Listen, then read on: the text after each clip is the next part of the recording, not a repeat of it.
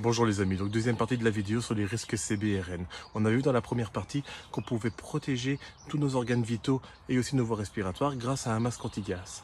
Maintenant, on va voir comment protéger notre enveloppe corporelle. Donc pour cela, il vous faudra une combinaison NBC ou CBRN et vous devrez le mettre dans un sac étanche pour éviter toute contamination. Alors à l'intérieur de ce sac,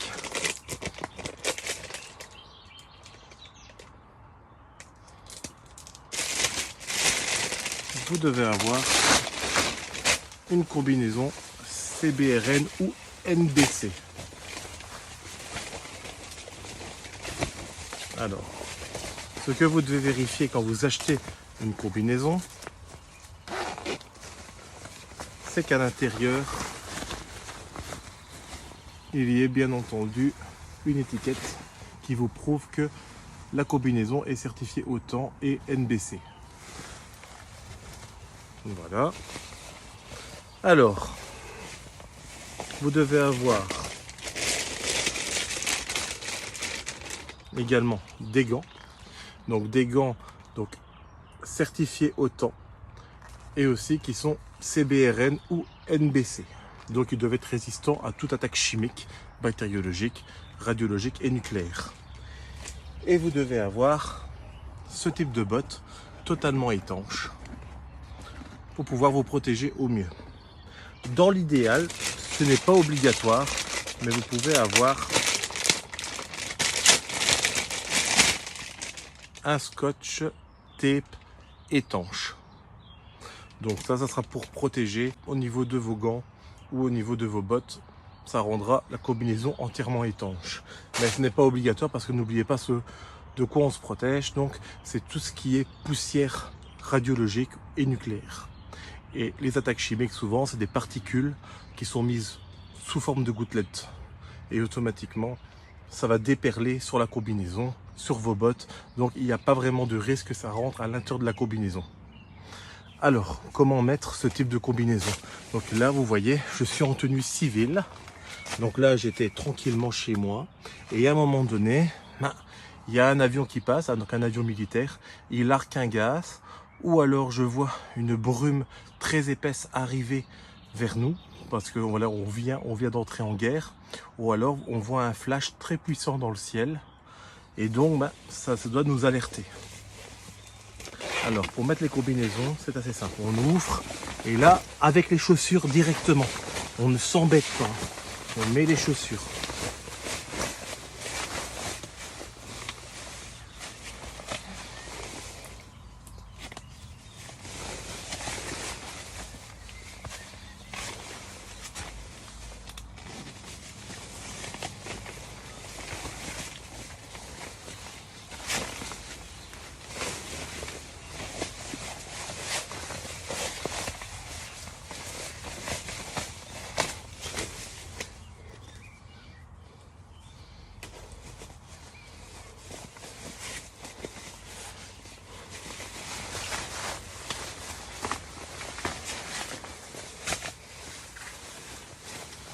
On place la combinaison.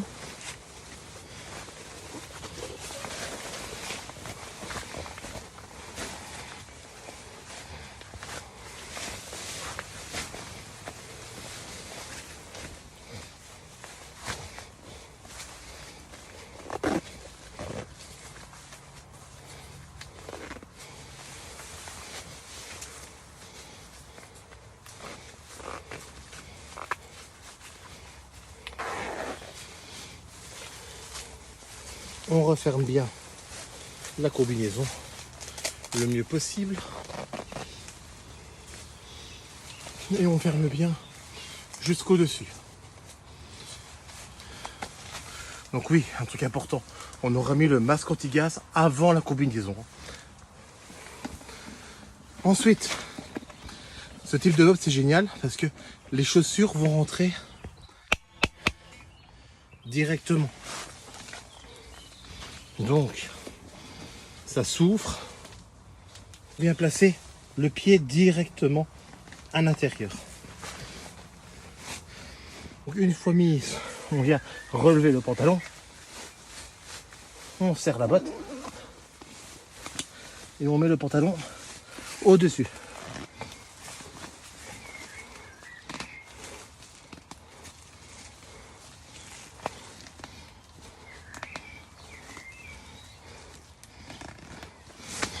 Voilà, comme ça tout est déperlant. On fait bien sûr la même chose de l'autre côté. Et ensuite, il ne reste plus qu'à mettre les gants.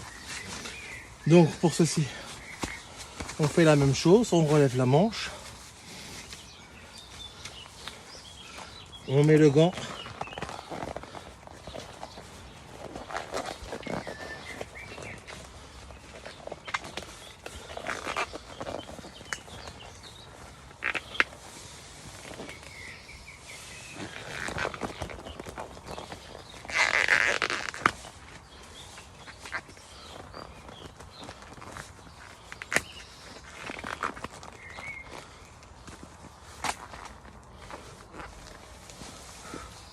Une fois que le gant est mis, on vient remettre la manche au-dessus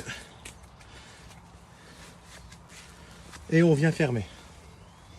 On fait la même chose de l'autre côté et ensuite on vient mettre la capuche autour du masque. Donc vous imaginez le masque. La capuche, elle est autour. Je suis protégé par mes gants et je suis protégé par mes chaussures. Donc là, après 3 jours d'avoir été confiné, je pourrais déjà sortir dehors, même si le taux de radiation à l'intérieur des particules de poussière sont encore très élevés. Et donc voilà comment on place une combinaison CBRN ou NBC et au moins on peut voir comment choisir la tenue correctement. Donc n'oubliez pas, quand vous devez choisir une tenue CBRN ou NBC, vérifiez bien que la catégorie de la tenue soit mise sur l'étiquette. Il faut aussi que les gants, il y ait une étiquette aussi à l'intérieur qui dit bien que c'est des gants CBRN ou NBC. Et pour les bottes, c'est pareil. Donc voilà pour la deuxième partie des risques CBRN. Donc je vous dis à une prochaine vidéo. Au revoir.